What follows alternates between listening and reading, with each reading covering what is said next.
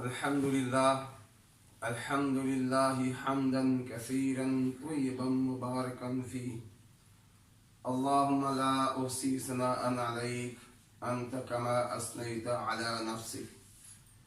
اللهم صل على محمد وعلى آل محمد كما صليت على إبراهيم وعلى آل إبراهيم إنك حميد مجيد.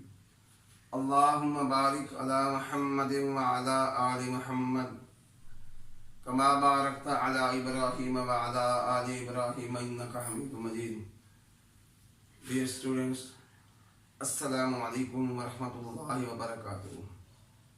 میرا نام نظر محمد ہے اور میں اسلامیات کا ٹیچر ہوں، اور آج میں آپ کے سامنے سورۃ طٰہٰ اس کا لانگ کویسچن ڈسکس کروں گا.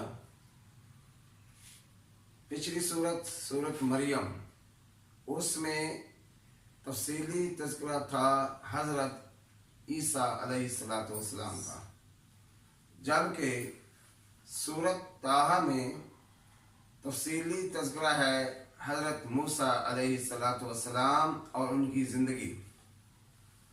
سب سے پہلے میں آپ کو بتانا چاہتا ہوں کہ موسیٰ علیہ السلام کس علاقے میں تھے. وہ تھے مصر میں.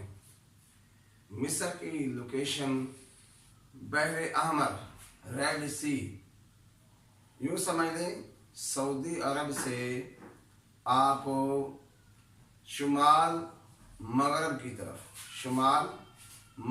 طرف مصر ہے. اب مصر میں حضرت موسیٰ علیہ السلام کیسے پہنچے، جبکہ ان کا ابتدائی وطن تو فلسطین تھا. اس کے لیے تھوڑی سی میں بات سمجھانا چاہتا ہوں کہ آپ نے سورۃ یوسف میں پڑھا ہوگا کہ یوسف علیہ السلام مصر میں کیسے پہنچے. تو حضرت یوسف علیہ السلام کا تذکرہ کرنے سے پہلے آپ کو پتا ہوگا کہ اسرائیل حضرت یعقوب علیہ السلام کا لقب ہے. بنی اسرائیل کا مطلب ہے اولاد یعقوب. جیسا کہ آپ جانتے ہوں گے یا بنی اسرائیل، اس کا ترجمہ ہے اے اولاد یعقوب، اے اولاد یعقوب. یعقوب علیہ السلام کے 12 بیٹے تھے، ان میں سے ایک حضرت یوسف علیہ السلام تھے. تو وہ بھائیوں نے ان کو کنویں میں ڈالا، وہاں سے قافلے نے ان کو اٹھا کے مصر پہنچایا. اللہ کی حکمت، اللہ کی قدرت کہ وہ مصر کے بادشاہ بنے. پھر انہوں نے اپنی فیملی کو مصر بلا لیا. تو مصر میں وہ فیملی بڑھتی ان کی تعداد کافی بڑھ گئی، اور وہاں ان کو بنی اسرائیل کہتے تھے. پھر جب حکومت کچھ عرصے کے بعد تبدیل ہو گئی تو مصر والوں نے، فرعونیوں نے ان پر ظلم و ستم کیے. تو اللہ تعالیٰ نے اس علاقے میں حضرت موسیٰ علیہ السلام کو پیدا فرمایا. جب بڑے ہوئے تو موسیٰ علیہ السلام نبی بنے. جب نبی بنے تو ان کے ذمہ اللہ نے 2 مین کام لگائے. ایک فرعون کو دعوت اور دوسرا بنی اسرائیل کی آزادی.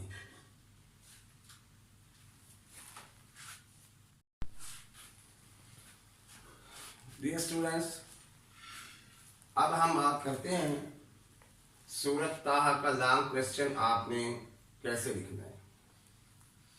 سب سے پہلے آپ ہیڈیں گے سورۃ طٰہٰ. میں بات کرتا ہوں طٰہٰ لفظ پر. طٰہٰ حروف مقطعات ہیں. حروف مقطعات کا مطلب ہے کٹے ہوئے حروف. جیسے ہم انگلش میں مختلف ایبریویشنز کا استعمال کرتے ہیں، ایسے ہی ان کا مطلب اللہ کے علاوہ کوئی نہیں جانتا. یہ سورۃ طٰہٰ یہ کٹے ہوئے حروف مقطعات سے شروع ہو رہی ہے. تو تھوڑی سی ڈیٹیل میں آپ کو اس کی بتا دیتا ہوں۔ قرآن مجید میں 2 قسم کی آیات ہیں، ایک کو کہا جاتا ہے محکمات، دوسری ہے متشابہات۔ محکمات وہ آیات ہیں جن کا مطلب بالکل واضح ہے، ان پر ایمان لانا اور عمل کرنا ضروری ہے۔ اللہ نے فرمایا فیہ آیات محکمات ہن ام الکتاب، اس کتاب یعنی قرآن میں کچھ محکمات ہیں جو کتاب کی اصل ہیں، وَأُخَرُ متشابہات، اور دوسری متشابہات ہیں۔ متشابہات پر ایمان رکھنا ضروری ہے، آگے عمل کی بات اس میں نہیں ہوتی، اس کا علم اللہ ہی کو پتہ ہے کہ اس کا کیا مطلب ہے۔ اللہ نے فرمایا وَأُخَرُ متشابہات، اور دوسری متشابہات ہیں فَأَمَّا الَّذِينَ فِي قُلُوبِهِمْ زَيْغٌ، اور جن لوگوں کے دلوں میں بیماری ہے، کجی ہے، خرابی ہے، فَيَتَّبِعُونَ مَا تَشَابَهَ، کہ وہ متشابہات کے پیچھے چلتے ہیں، فَيَبْتَغُونَ عَلَيْهِ الْفِتْنَةَ، اس کے ذریعے سے فساد برپا کیا جائے۔ اور اللہ فرماتے ہیں وَمَا يَعْلَمُ تَأْوِيلَهُ إِلَّا اللَّهُ، اللہ کے علاوہ ان کی تعویل اور تشریح کوئی نہیں جانتا۔ وَالرَّاسِخُونَ فِي الْعِلْمِ، جو علم میں پختہ کار ہیں، علم والے ہیں، یقولون، وہ بھی اتنا کہہ دیتے ہیں آمنا بہ، ہم اس پر ایمان رکھتے ہیں، کل من عند ربنا، یہ سب اللہ کی طرف سے ہے۔ تو حروف مقطعات ہیں۔ سب سے پہلے آپ لیں گے تعارف، اور تعارف کی ڈیٹیل میں آپ نے 2 باتوں کا تذکرہ لازمی کرنا ہے کہ یہ مکی صورت ہے اور اس میں 135 آیات ہیں۔ یہ آپ تعارف کے بعد لکھیں گے، پھر وجہ تسمیہ کہ نام کیوں رکھا گیا ہے اس کی ڈیٹیل تھوڑی سی لکھ دیں گے کہ یہ حروف مقطعات سے شروع ہو رہی ہے، اسی مناسبت سے اس کا نام سورۃ طٰہٰ رکھا گیا ہے۔ آگے اس کے پہلے 5 رکوع میں موسیٰ علیہ السلام کی زندگی بیان کی گئی ہے۔ موسیٰ علیہ السلام کی جو زندگی ہے اس کے 3 حصے ہیں، 3 حصوں میں تقسیم کی جا سکتی ہے۔ پہلا حصہ پیدائش سے لے کر مدین، پیدا ہوئے، فرعون کے پاس پرورش پائی، بڑے ہوئے، ایک جھگڑا ہوا، بندہ قتل ہو گیا، پہلے تو اس کا پتہ نہیں چلا، اگلے دن پتہ چل گیا، پھر موسیٰ علیہ السلام وہاں سے نکل گئے، جاتے جاتے بہت دور علاقے میں چلے گئے، مدین کا ایک کنواں تھا، وہاں پہنچے۔ پہلی زندگی یہاں تک ہے۔ اس کا دوسرا پار جو ہے وہ مدین سے لے کر صحرائے سینا تک ہے۔ جب مدین میں پہنچے تو وہاں دیکھا لوگ ایک کنویں کے پاس کھڑے ہیں، اپنی گائے بکریوں کو پانی پلا رہے ہیں، اور سائے میں 2 لڑکیاں بیٹھی ہیں۔ موسیٰ علیہ السلام نے ان سے پوچھا آپ کا کیا کام ہے؟ انہوں نے کہا کہ ہمارے والد ضعیف ہیں، جب یہ لوگ پانی پلا کر چلے جائیں گے، جو بچا کھچا پانی ہوگا ہم اپنی بکریوں کو پلائیں گے اور پھر ہم گھر چلے جائیں گے۔ موسیٰ علیہ السلام نے وہ بھاری بھرکم ڈول جس کو 8-10 آدمی نکالتے تھے پانی، اکیلے نکال دیا، اور ان بچیوں کو کہا کہ آپ اپنے جانوروں کو پانی پلائیں اور چلے جائیں۔ انہوں نے پانی پلایا اور اپنے وقت سے پہلے ہی گھر چلے گئے۔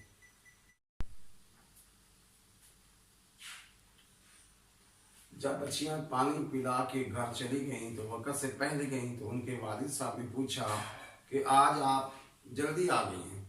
انہوں نے بتایا کہ ایک آدمی تھا، اس نے ڈول نکالا اور بکریوں کو ہم نے پانی پلایا، تو اس لیے جلدی آ گئی۔